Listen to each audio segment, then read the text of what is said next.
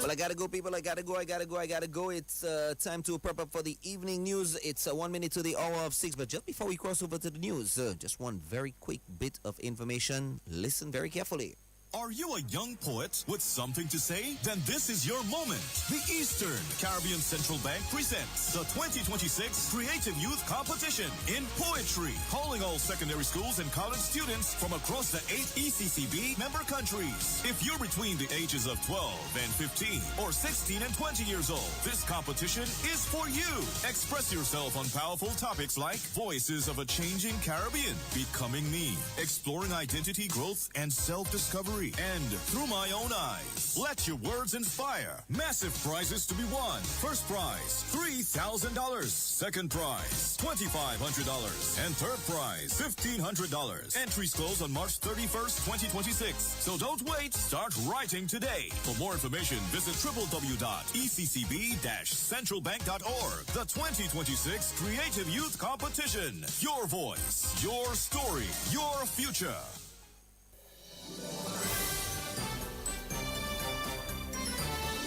Fair and balanced, unbiased and clear, concise and accurate. This is the DBS Evening News. Here now is your presenter with the headlines. In the headlines, Ward 2 nominee for the Roso City Council election says the development of green spaces across the city and youth empowerment are among her major plans for the city. In news from the region, Antigua and Barbuda Cabinet approves a plan to increase minimum wage to $13 per hour. And internationally, UN chief says U.S.-Israel attack on Iran pushed region toward a critical breaking point. Good evening, I am Leila Langford. Details of the news when I return. Flow makes your next phone upgrade easy. Add postpaid to your internet plan and score a Samsung Galaxy for as low as $33 a month. It's the smartest way to an interest-free premium phone upgrade. Don't let anything stand between you and that new phone feeling. Step into your upgrade with confidence. Visit us in store and sign up today. We keep your rhythm flowing. Terms and conditions apply. DBS News. Welcome back. The development of green spaces across the city and youth empowerment are among the major plans for Roso City Council hopeful Paloma Mark. Mark, who is a full-time employee at the Dominica Air and Seaport Authority and also a chaperone, is contesting Ward 2 for this year's Roso City Council elections. I decided to contest in this year's Roso City Council election because of my love for community and the love I have for the people of Ward 2. From a very young age, I've always actively been involved in beautification projects, working closely with the PAL rep, also to working closely with the people of my community, with the schools in my community. So this is the reason why I decided to take part in this year's elections, and I wanted to take it on a much larger scale so that I could give back, bring fresh ideas as a young person myself, bring in out-of-the-box beautification initiatives to Ward 2, which includes green spaces, murals, so that visitors and residents alike can see the pride and identity and be wow, by these spaces. As a young person, I would like to empower young people. If elected as a councillor, some of the areas that I would really like to advocate for is to represent the voices of the people, to bring in fresh energy, to help build a cleaner, safer, and more organized community, to educate and empower the residents. I would like to educate the public about the laws and responsibilities of the Roso City Council so that the residents can better understand how the council works and how they can actively participate in building a better community. I will also like to advocate for youth empowerment. I would like to host seminars, youth seminars. I would also like to celebrate the young people of Ward 2 who are doing exceptional in the different areas such as sports, such as education, such as motorbike stunts, cycling, and small business, because Ward 2 have a lot of dynamic young individuals, I must say, and I'm very proud of them. And I think it's about time that we highlight our young people. Roso City Council hopeful Paloma Mark. DBS News will continue with its series to air the views of the nominees for this year's Roso City Council elections. Domlex Engineering, Transmission and Distribution Manager Daryl Dirampel says the power outage experienced last evening was due to a fault within the Domlex system rather than an issue related to the geothermal plant. Several communities across the island, including Roso and its surrounding areas, faced power outages shortly after 8 p.m. yesterday. Dirampel made this statement today. With regard to the outage that occurred on the 11th of March 2026, the following are the facts that surrounds this event.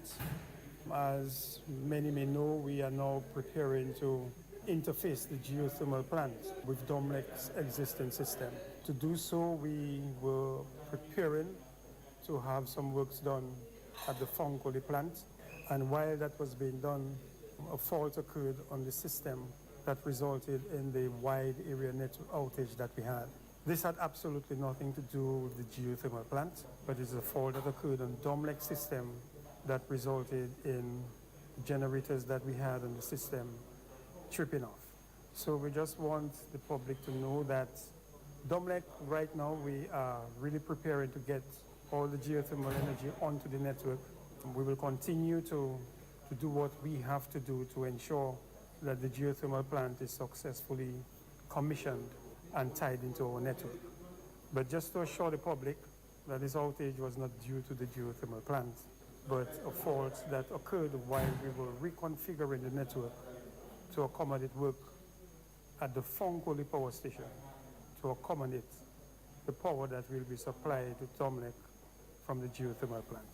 Domlex Engineering, Transmission and Distribution Manager Daryl Dirampel.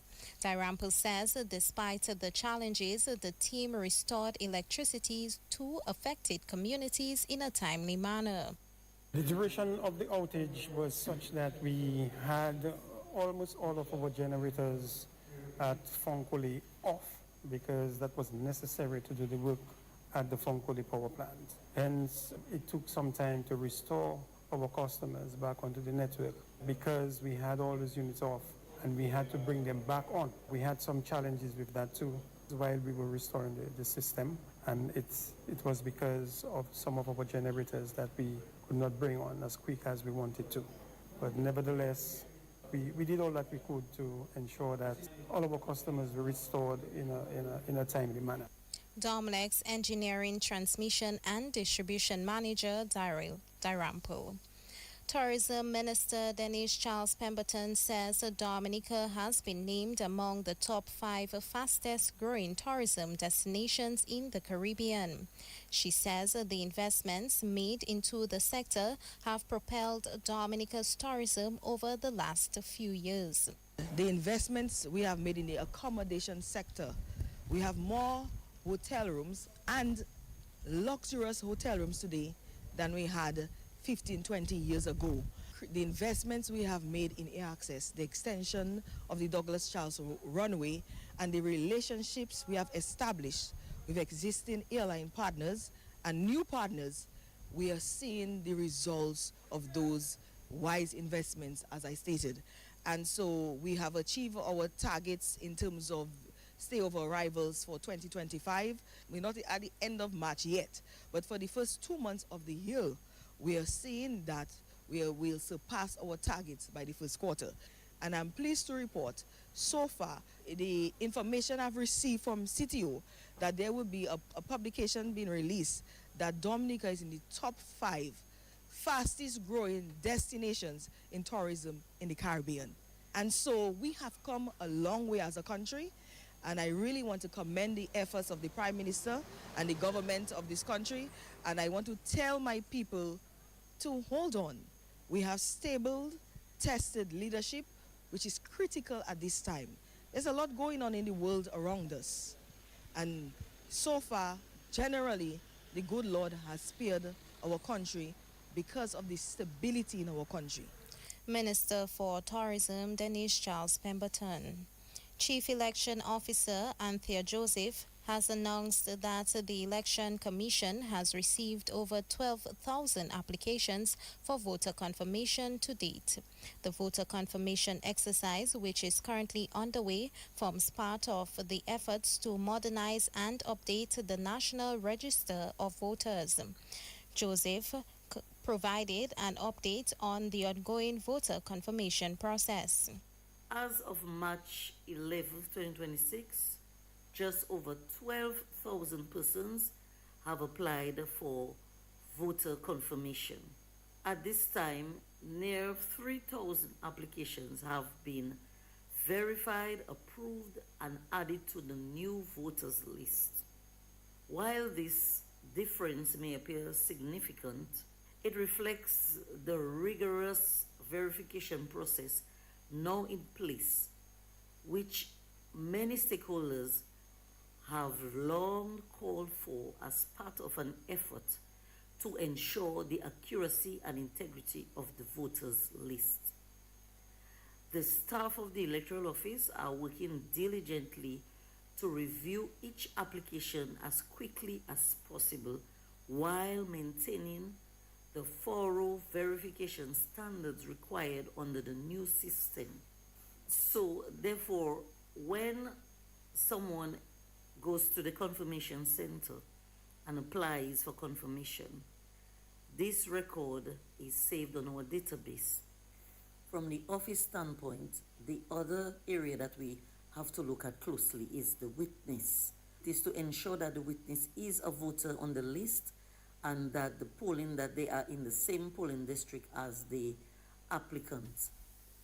Chief Election Officer Anthea Joseph. Meantime, Joseph emphasized the importance of the verification aspect of the voter confirmation process. When the application is received at the office, it goes through a number of processes. We have a first level of verifiers, and we have quite a number of them. We have almost 10 first-line verifiers, and what they do when the information comes in is to double-check whether that person is indeed a registered voter. They're on the list, their registration number is also verified, that which was placed on the application form, and there are a number of areas that also have to be verified. The name entered on the database at the confirmation center versus the person's ID, also what has been entered on the form, the application form, to ensure names are spelled correctly, the date of birth are correctly placed in the database, and the IDs are indeed up to date, and all the supporting documents that are needed are attached. After this is checked thoroughly, it goes to a second level of verifiers, and that is to ensure that once a card is printed, that there are no errors on the card, no spelling errors of names, no wrong date of birth. The information that have been received has been properly verified. So it goes to the second level of verifiers who they double check all of these areas that I mentioned before. And once all of this is approved, comes to the chief registering officer or the chief election officer, who now approves the application. So what I do, I check my queue to see if I have applications that have already been verified, and then it receives an approval from myself. This then now goes on to the new voters list. Chief Election Officer Anthea Joseph. Earl White has been elected as president of the National Agriculture Producers Association in Dominica. A special meeting of the Technical Working Group took place at the Roso Fisheries Complex Conference Room on Wednesday as part of ongoing preparations for the establishment of a National Agriculture Producers Association in Dominica. During the special meeting, participants elected an interim executive committee that will guide the continued development and the formal establishment of the National Agriculture Producers Association. On behalf of everybody present today, we want to thank the Ministry of Agriculture for this initiative. We want to thank Mr. Earl White for accepting the nomination and being elected our president.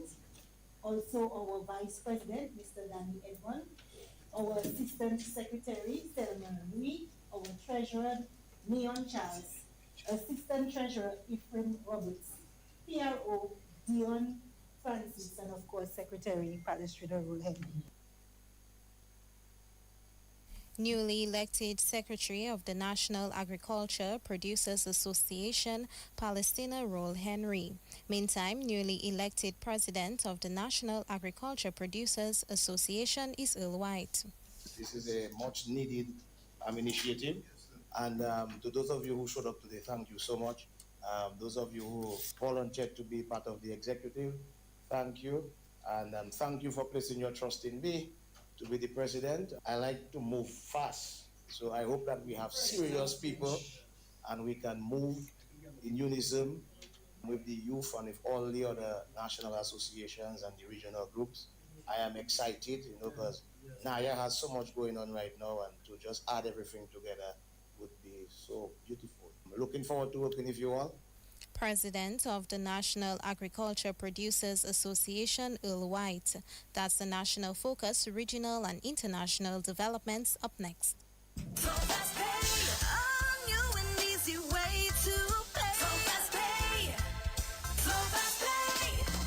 You asked for it and you got it. A quicker way to pay your bills online. It's fast, secure, and easy to use. No registration, no additional fees. Flow is now offering FastPay, an online service that allows you to settle your bills in less than 2 minutes. Need a receipt? FastPay will send it to your email immediately. Use FastPay now for convenience, safety, and efficiency at discoverflow.co/fastpay. Flow FastPay. 2 minutes and you're on your way. Flow is keeping you connected. DBS News. In news from the region, Antigua and Barbuda's cabinet has accepted a recommendation to raise the national minimum wage from $9 to $13 per hour, with the increase to be introduced gradually over a 3-year period as the government seeks to balance improved earnings for workers with the needs of businesses. The proposal was presented to Cabinet by the National Minimum Wage Advisory Committee, which reviewed the current wage level and assessed economic conditions and the rising cost of living. Antigua's Director General of Communications in the Office of the Prime Minister, Maurice Merchant, said the committee recommended the increase in order to better reflect current economic considerations and conditions and the rising cost of living. And internationally, UN Secretary General Antonio Guterres has said attacks launched by the US and Israel against Iran have affected several countries and pushed the region toward a critical breaking point. He warned that the escalation in the Middle East is disrupting trade, increasing energy prices, and fueling instability, particularly affecting poor and vulnerable populations, emphasizing that dialogue and de-escalation remain the only viable path forward. That's news, the DBS Evening Sports Report. Up next with Alian Christopher. Covering the nation and beyond, DBS Sports Report.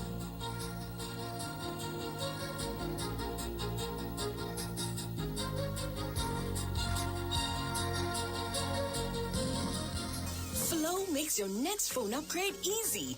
Add postpaid to your internet plan and score a Samsung Galaxy for as low as $33 a month. It's the smartest way to an interest-free premium phone upgrade. Don't let anything stand between you and that new phone feeling. Step into your upgrade with confidence. Visit us in store and sign up today.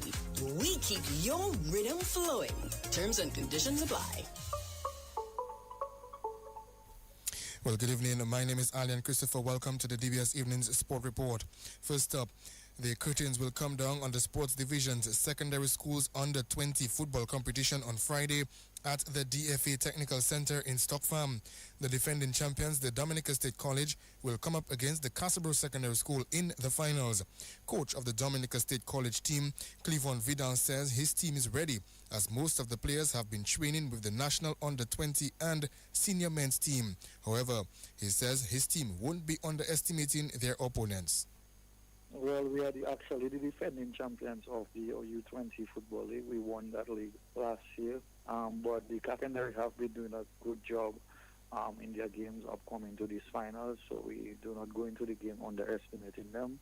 We'll go fully prepared, as most of the boys have been training and playing football with the U20 and the senior men's team as we come up to these finals. I gave the opportunity to one of the students at the Dominica State College to coach the team, and he has been doing a great job, a good strategy, and he has a plan.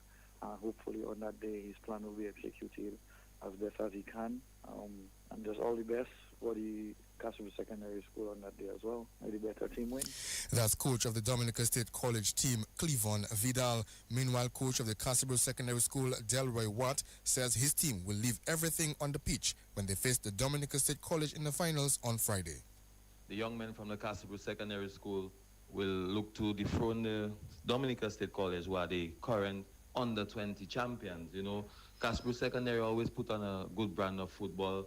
Players train hard, show discipline, play with passion, tenacity, and, you know, pride for community, for school, and so forth.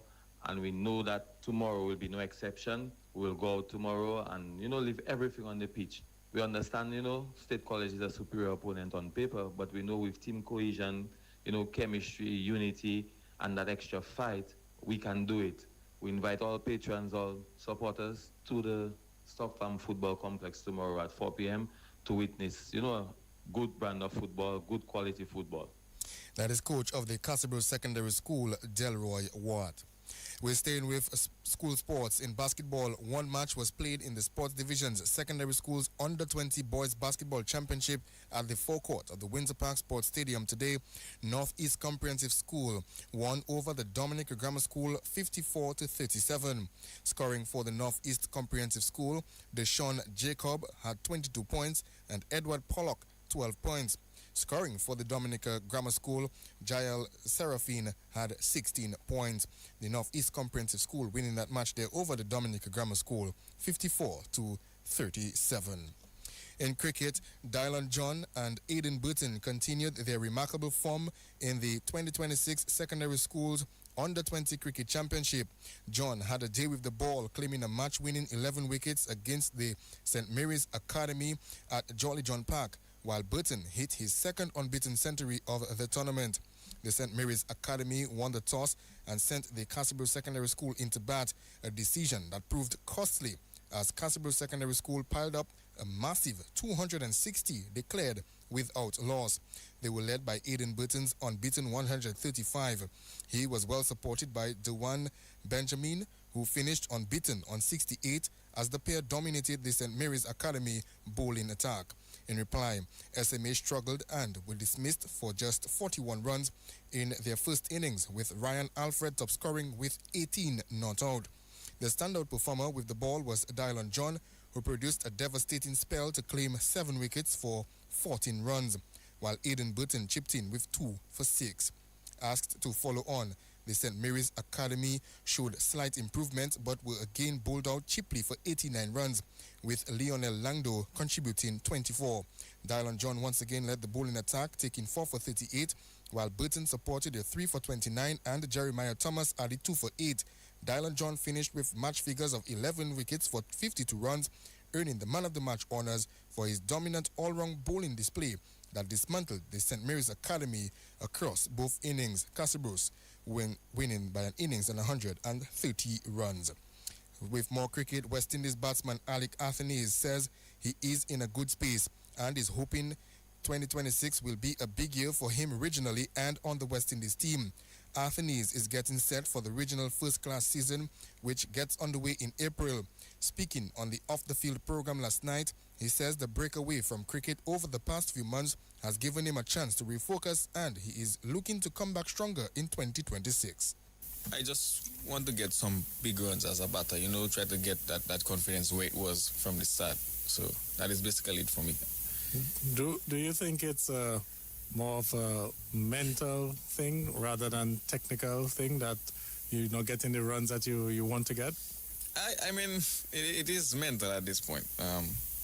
Because sometimes you play a lot of cricket and sometimes you tend to say that I've seen this before and I've done this before. But then when you play a lot, you go through different formats, you go at different venues, you go at different, just travel a lot and all this stuff. Sometimes it takes a toll on the mind. So sometimes, at this point, it is more mental for me.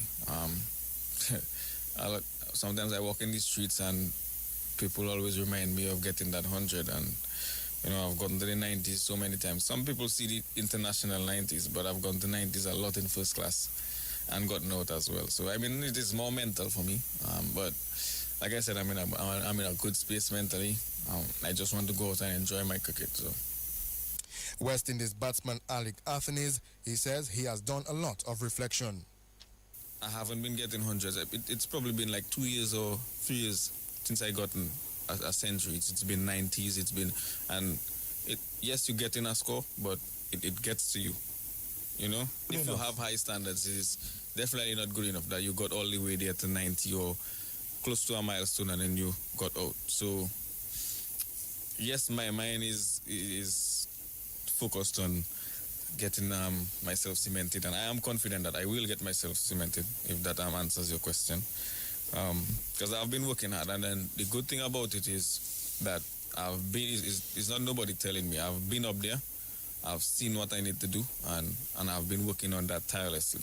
So it's just about me focusing on being confident, being positive, trying to, keep my mind at peace whenever I get in those situations again. Try to keep my mind level whenever I get to the 90s or get close to any milestone. West Indies batsman Alec Athanaze. Cricket West Indies has named an unchanged West Indies women's squad to face the world's top-ranked side, Australia women's national cricket team, in a 3-match T20 international series. The T20 international series against Australia will take place from March 19th to the 23rd at Arrowsville Cricket Ground in St. Vincent and the Grenadines, and follows a competitive home tour against Sri Lanka. The series forms a key part of the team's build-up to the ICC Women's T20 World Cup later this year in the United Kingdom.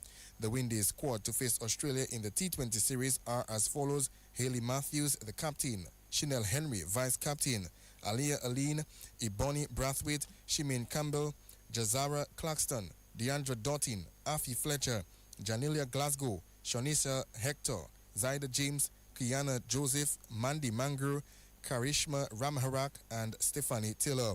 Following the T20 internationals, the team will travel to Warner Park in St. Kitts and Nevis for a 3-match ODI series.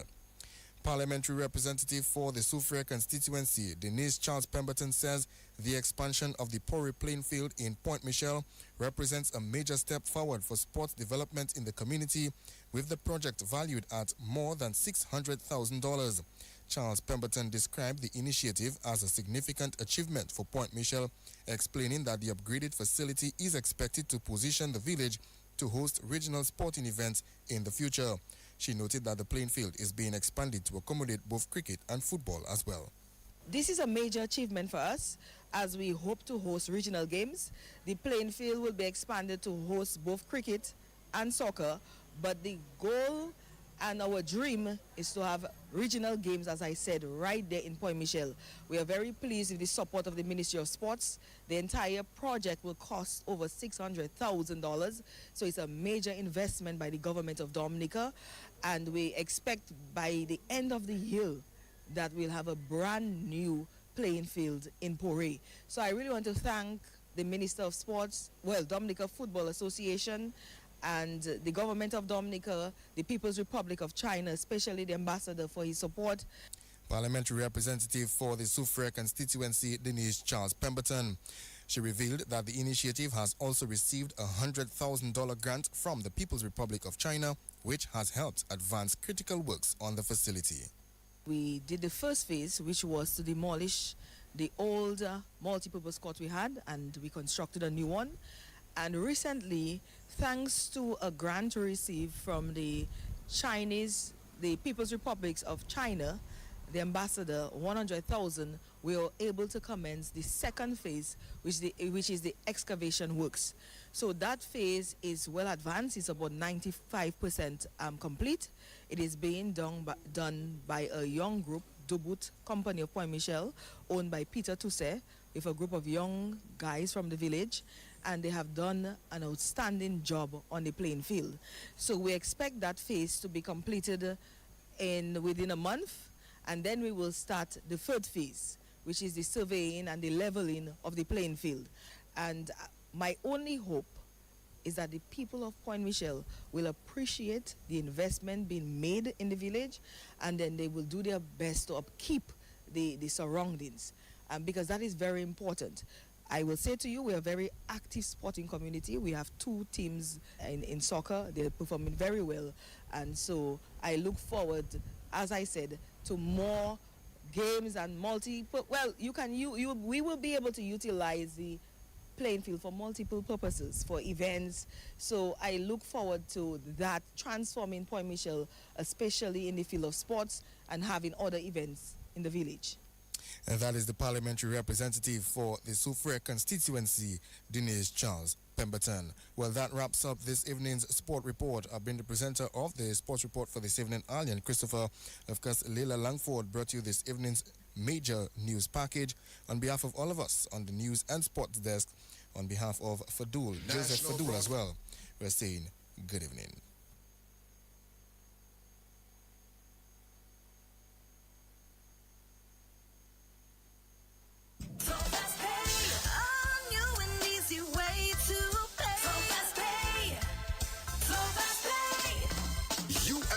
And you got it. A quicker way to pay your bills online. It's fast, secure, and easy to use. No registration, no additional fees. Flow is now offering FastPay, an online service that allows you to settle your bills in less than 2 minutes. Need a receipt? FastPay will send it to your email immediately. Use FastPay now for convenience, safety, and efficiency at discoverflow.co/fastpay. So FastPay, 2 minutes and you're on your way. So FastPay, so FastPay. Flow is keeping you connected.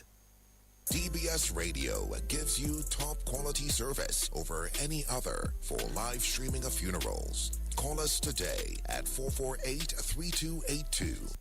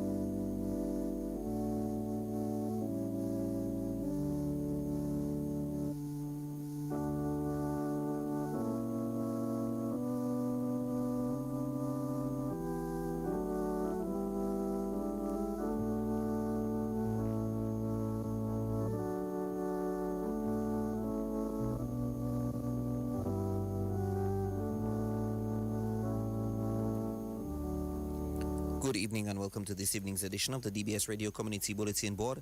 It is the 12th day of March 2026. We begin with this evening's edition of the DBS Radio Deaf Announcements on the DBS Radio Community Bulletin Board. We announce the death of Dwight Paul Greenaway, age 35, of Upper Kingshill, who resided in St. Lucia. He passed away